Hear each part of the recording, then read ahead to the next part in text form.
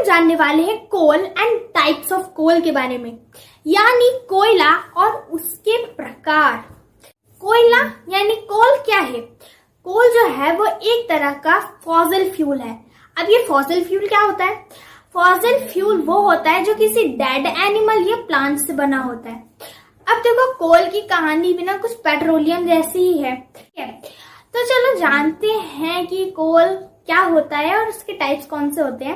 और अगर आप पेट्रोलियम के बारे में जानना चाहते हैं तो लिंक डिस्क्रिप्शन में है, आप जाके देख सकते हैं, ठीक है? तो सबसे पहले समझते हैं कोल के बारे में। कोल की भी कुछ जीवन गाथा तो होगी, उसे शुरू करते हैं।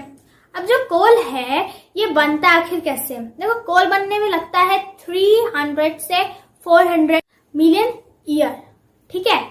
क्यों लगता है इतना टाइम? क्योंकि ये बनता है डेड एनिमल एंड प्लांट से। अब देखो, ओशियन के जो वेजिटेशन होते हैं, ठीक है, जो ओशियन के अंदर प्लांट्स एंड एनिमल्स होते हैं, तो वो किसी नेचुरल क्राइसिस के कारण क्या हो जाते हैं? मर जाते हैं। अब वो उन्हें ओशियन से कौन निकालेगा? यानी मतलब वो ओशियन में ही है।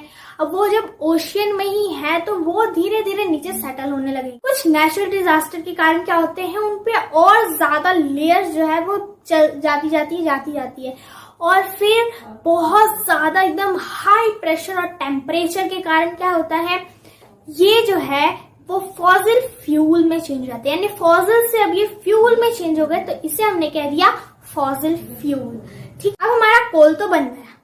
क्या आपको पता है कोल सबसे पहले कहाँ और किसने डिस्कवर किया था?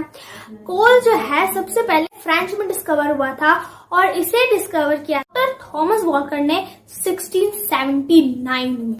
सबसे ज्यादा कोल का यूज ना चाइना कर रहा है, मतलब 3000 साल पहले से ही जो चाइना है कोल का यूज कर रहा है। ये जो कोल है ना, ये मैन यानी ह्यूमन बींग्स का सबसे पुराना best source of heat and light है। जब से हमने फायर लगाना यानी आग लगाना सीखा है, जब पत्थरों को रब करके हमने आग लगाना सीखा था, तब से हम कोल को यूज कर रहे हैं एज अ फ्यूल। बट हमें उस समय पता नहीं था और इसे डिस्कवर करके इसका नाम रखा था डॉक्टर थॉमस वॉल्कर ने। ये जो कोल है, पहले ये सेम एक ही फॉर्म में यूज होता था कोल के, बट अब जो है ये 3 टाइप्स का होता है हमारा कोल। कौन कौन सा? पहले हमारा कोक।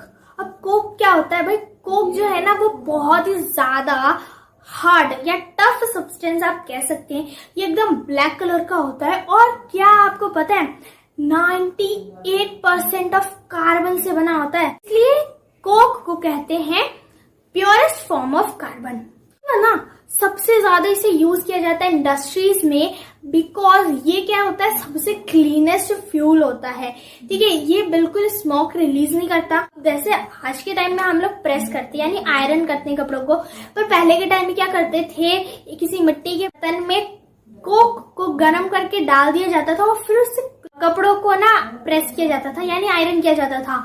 तो यहाँ पर कोक का यूज होता है। उसके बाद सेकेंड है हमारा कोल तार। कोल तार क्या होता है? कोल तार है ना एक ऐसा लिक्विड है जो कि बना तो कोक से ही है, बट इसकी स्मेल बहुत बेकार होती है, मतलब बहुत बेकार, ठीक है? अब जो कोल तार है ना, ये एक ब्लैक कलर का लिक्विड है, ये भी बहुत ज्यादा यूजफुल है।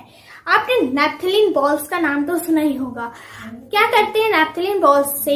जैसे बारिश के समय में ना कपड़ा जो है वो खराब होने लगते हैं, ठीक है? इस पे छोटे छोटे से फंगाई लगने लग जाते हैं।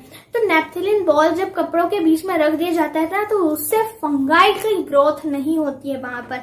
तो इस तरीके से नैप्थलीन बॉल्स जो है वो हमें हेल्प करते हैं हमारे कपड़ों को प्रोटेक्ट करने में, और ये बनते हैं कोल तार से। उसके बाद जो हमारे घर में पेंट होता है वो भी कोल तार से बनता है, और कोल तार से एक सब्सटेंस निकलता है पीच, जिसका यूज किया जाता है रोड बनाने में। उसके बाद कोल तार और भी चीजों में यूज होता है, जैसे लुब्रिकेंट बनाने में यूज होता है यानी ग्रीस ऑयल, परफ्यूम्स बनाने में, हाँ वही परफ्यूम जो हम लगा के घूमते रहते हैं, वो परफ्यूम भी हमारा कोल तार से ही बनता है। उसके बाद मेडिसिन भी बनती है इससे, सिंथेटिक फाइबर जैसे रेयन, नायलॉन, तो ये सारे भी हमारे कोल तार से बनते हैं, ठीक है? अब ये जो कोल तार होता है ना, वो सिर्फ कोल तार नहीं है भैया, जैसे भाई 200 तरह के इसमें कार्बन कंपोनेंट्स मिले हुए हैं। उसके बाद तीसरे नंबर पे है हमारा कोल गैस। अब कोल गैस से नाम समझ रहे हैं कि यहाँ पे गैस है और यहाँ पे 3 तरह की गैस का मिक्सचर हो रखा है। कौन कौन सी? हाइड्रोजन, मीथेन और कार्बन मोनोऑक्साइड।